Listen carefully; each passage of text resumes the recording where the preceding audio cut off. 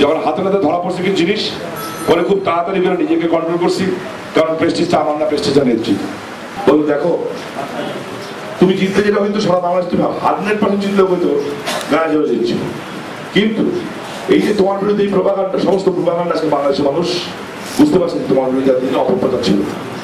নির্বাচনে হারার পরে সাংবাদিক সম্মেলন ডাকাইয়া অপর প্রার্থীর পক্ষ থেকে মিষ্টি খাওয়াইতে পারে। আমি সাংবাদিক মিষ্টি খাওয়াইছি আমার পরিচিত দেখে, তো বলছি খান আপনারা খান। এইটা ব্রিটেনেও আজ পর্যন্ত হয়নি, ব্রিটেনেও হয়নি। আর দলের কাছে ক্লিয়ার হয়ে গেছে কারা বিএনপি কারা আমাদের।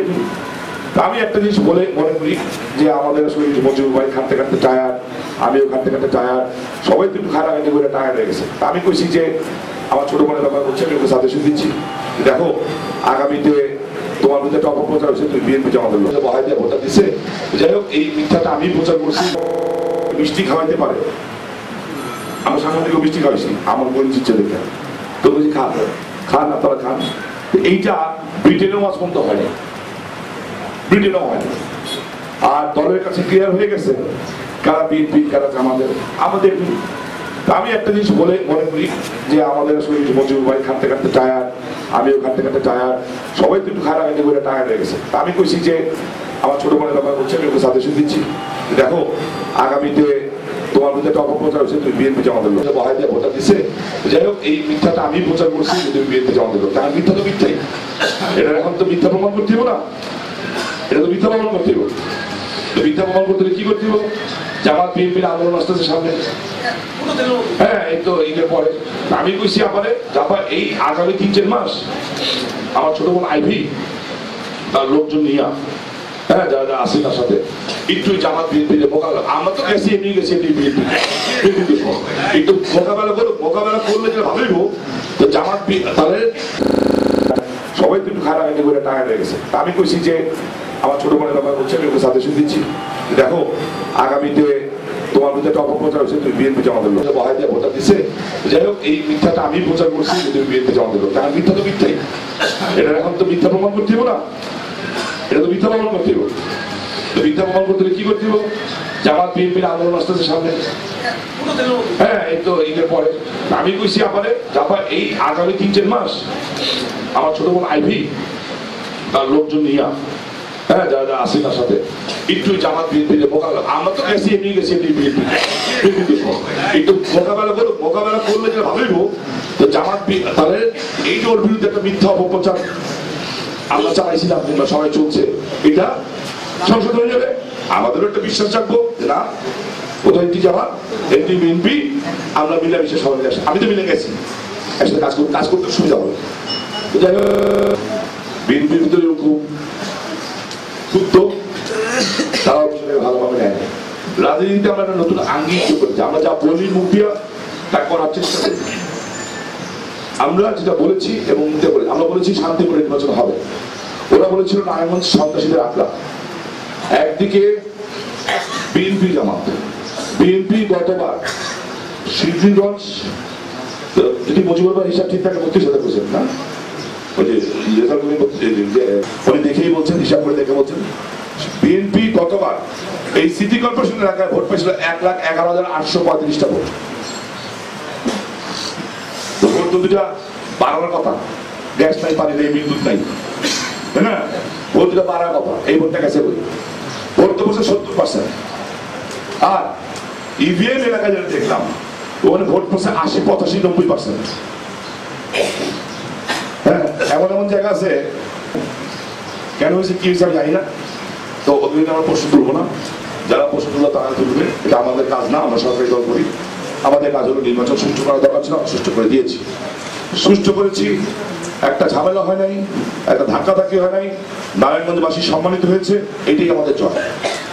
আর নেত্রী একটা কসমান্না বলতেছি, উনি বলছেন আমাকে যে আমি কারোর কাছে এত কৃতজ্ঞ হইনি জীবনে যেটুকু কৃতজ্ঞ তুমি গতকাল আমাকে বলছো। আইবির সামনে বলছেন যে তুমি যে ধৈর্য দেখাইছো, আমি জানি তুমি 10 মিনিটের মধ্যে সব সেন্টার দখল করতে পারবে, 2 ইলেকশন বন্ধ করতে পারবে। বিএনপি বয়কট করার পরে তোমার নির্বাচন করার কথা ছিল না, উচিত ছিল না, কারণ এটা স্বাভাবিক ব্যাপার। বিএনপির সমস্ত ভোট শেখ হাসিনা, আমি দাঁড়ালেও, উনি নিজে বলেছে আমি দাঁড়ালেও হয়তো বিএনপি দিয়ে একটা ভোট আমার দিব, তুমি খেলালে খেলা যাবে, তোমার ভোট দিব না, এটা আর কেউ না বুঝুন, আমি শেখ হাসিনা বুঝি। তারপরেও তুমি নির্বাচন দাঁড়ায় আসছো কেন? ঠিক আছে, নির্বাচনটা হয়েছে, এত কিছুর পরেও যেহেতু তুমি নির্বাচন করেছো এবং তোমার ইমেজ ভালো হয়েছে, আমার ইমেজ ভালো হয়েছে, আমি সারা পৃথিবীর কাছে আমার মুখে থাকবো যার মুখ যাও ইলেকশন বলে কেমনে করতে হয় আমি দেখাই দিলাম। হ্যাঁ, একটা সুন্দর সুষ্ঠু সুন্দর নির্বাচন আল্লাহ রাব্বুল আলামিন আমাদেরকে উপহার দিয়েছে। এটাও বলছেন আমি যা বলবো মিশা কথা বলে আল্লাহর কাছে টাকা দেবো, রোজ কিয়ামতে নবী সাহেব পাবো না।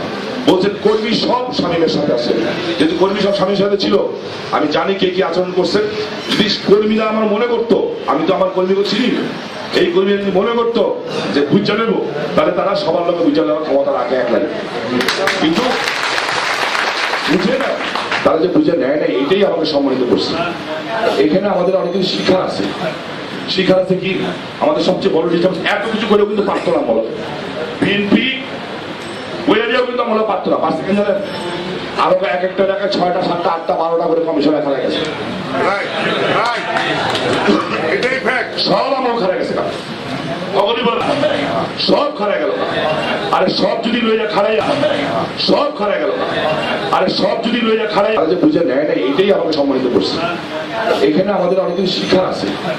শিক্ষা আছে কি, আমাদের সবচেয়ে বড় জিনিস এত কিছু করেও কিন্তু পারতো না বলো, বিএনপি বলে দিয়েও কিন্তু আমরা পারতো না, পারছে কেন জানেন? আরো এক একটা এলাকায় 6টা 7টা 8টা 12টা করে কমিশন খারা গেছে, সব আমার খারা গেছে, সব খারা গেল। আরে সব যদি লইয়া খারাই, এমন একটা অবস্থা হইল যে আমাকে কাজ করার লোক নাই, যার যার মতো করে শেষে গেছে গা, আমাকে কাজ কর। কিন্তু একটু বুঝায় গেছে, যদি আমরা আমাদের যদি বুঝায় গেছে কমিশনার গুলি খাইতো, একটা করে খাইতো, পাশও করতো 27টা। আমরা বিএনপি ওই পক্ষে যাওয়ার পরেও, বিএনপি পুরো ভোটটা যাওয়ার পরেও কিন্তু আমরা একটা ফাইট দিতে পারতাম। আমাদের বিরুদ্ধে গেছে কেন দেখেন না, বিএনপি জামাত মিডিয়া ম্যাক্সিমাম। আচ্ছা, এরপর হলো বামপন্থী, তো একটা বাহন তো হল হয়ে গেছে।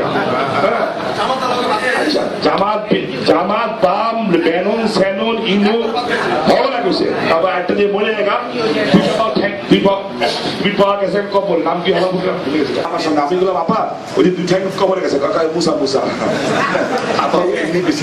নাম গেলে মুসা। এখন তো বেচারি গো মন খারাপ। এই প্রথম আলো আর ডেইলি স্টার গ্রুপ ভাবছিল আইবি তো নেত্রীর কাছে যাবে না, শামীম ওসমান বলদ না, বুদ্ধি রাখি, এর লেগেই ধন্যবাদ জানাইছি, নেত্রী পর্যন্ত চলে গেছে। এই 2 দিন পর দেখবেন এই পত্রিকা আবার কি দেখা শুরু করে, আমার বইটা কি দিয়ে খেলা খেলো। প্রজেক্ট তো করছিল অন্যরা, প্রজেক্ট হয়ে গেছে অন্যরা। আর নির্বাচন কমিশন নির্বাচনের আগের দিন কয় এভাবে 2টা ফাইল লেখা কয়, একজনের নামে এতগুলি মামলা, একজনের মামলা নাই, এটিতেই বোঝা যায় কে ভালো কে খারাপ। আর বাকি আছে কি? এরপরে আমি যুদ্ধবন্ধীর কথা কইছি, আমার বলে ইলেকশনের পরে আমার বাতিল করে দিই, সব করার জবাব কিন্তু আমি ইচ্ছা হলে এখন নিতে পারি, সেটাও নিতে পারতাম না। কেন? ওই যে বলছি, হাত পা বাইন্ধা আমাকে নদীতে নামাই দিচ্ছে গোসল করতে। আর কপাল আমার খারাপ কিংবা ভালো বলবো, আমি বলবো আলহামদুলিল্লাহ, যা কিছু আল্লাহ রাব্বুল আলামিন করে নিশ্চয়ই কিন্তু ভালো আছে। এর আমি আমার একটা সেকেন্ডে লেগে আল্লাহর কসম খেয়ে ফেলেছি। আমার বাবার এই বাড়িতে বসবো, আমার বাবার নামে আমার 1 সেকেন্ড লেগে মন খারাপ লাগে। আমি বিশ্বাস করি নিশ্চয়ই এর মধ্যে কিছু ভালো আছে, এর মধ্যে ভালো আছে। আর ভালো যে আছে তাই সাইডটা করবেন, আমি কথা বলবো আপনার কথা বলবেন। কিছু আছে আমি এই লুচ্চা পুচ্ছা আমি মানি না, এই লুচ্চা পুচ্ছা আমি মানি না। আল্লাহ মহম্মদ খেয়া করে থাকে, এই লুচ্চা পুচ্ছা রাত দিব। আমি আপনার কাছে যে একে ওখানে সাংবাদিক তো ট্রেন করেছে যে আমি বলেছি যে নেক্সট জেনারেশন কি আপনার পর রাজনীতি ধরবে কে? যে আপনার রক্তের উত্তরাধিকারী রাজনীতি ধরে তো আসেই না নাইকা। যদি আপনার রক্তের উত্তরাধিকারী, আমরা চাই যে জয় একসাথে রাজনীতি ধরুক, আদানি আপা ধরুক, যেই ধরুক ধরুক, ববি ধরুক, তার পরিবারের সদস্য থাকতে হবে। আমাকে না অনেক হয়েছে আন্নার সামনে আন্না, আর আপনি লক্ষ লক্ষ কর্মী কাগজে ছেড়ে দিবেন।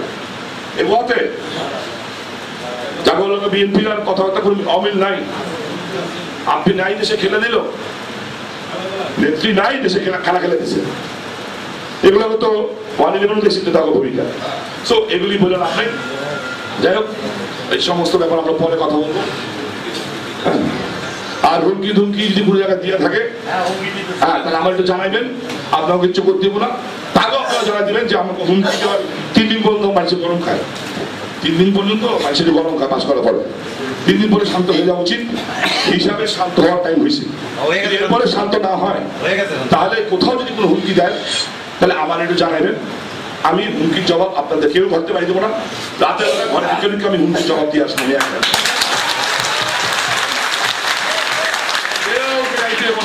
আমি প্রতিটা বাইক পাইছি হুমকি দিলাম, জবাব দেবো যে ভাই হুমকি দিচ্ছিস কিনে দিচ্ছিস। ওইটা আমি খুব ভালো পারি, ওইটা আমি ভালো পারি। শুধু পাঞ্জাবি না বদলাই জিন্সের প্যান্ট পরতে। আর যদি আমরা ঠিকে যাই তারপরে কিন্তু শহরে কেউ থাকবো না, তাই থাকবো না। ও দেখুন আমরা পরেরটা পরে। তো এটা আমরা আওয়ামী লীগ করি, এখানে যারা আছে সব আওয়ামী লীগ করি, কোনো ভাড়া করা করি না। কিন্তু জামাত বিএনপি আর বামপন্থী না, কিন্তু সচ্চা আওয়ামী লীগ। ক্ষমতায় শেখ হাসিনা আছে, ক্ষমতায় কিন্তু খালেদা জিয়া একটা আমার দল আছে, ক্ষমতায় দল আছে, বলতে হারাম সবকিছু উল্টে যাকে যেই মন্ত্রী ক্ষমতা দেখা মন্ত্রী সুদ্ধা বলতে হারাম করে দেবে। অত চিন্তা করি না। আমরা আওয়ামী লীগ না করলে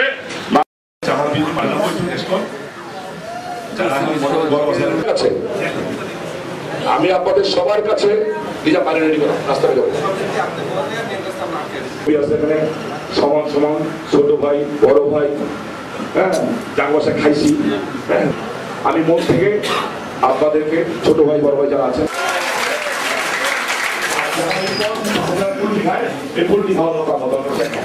আর আজকে বিগত একটা সময় সংসদের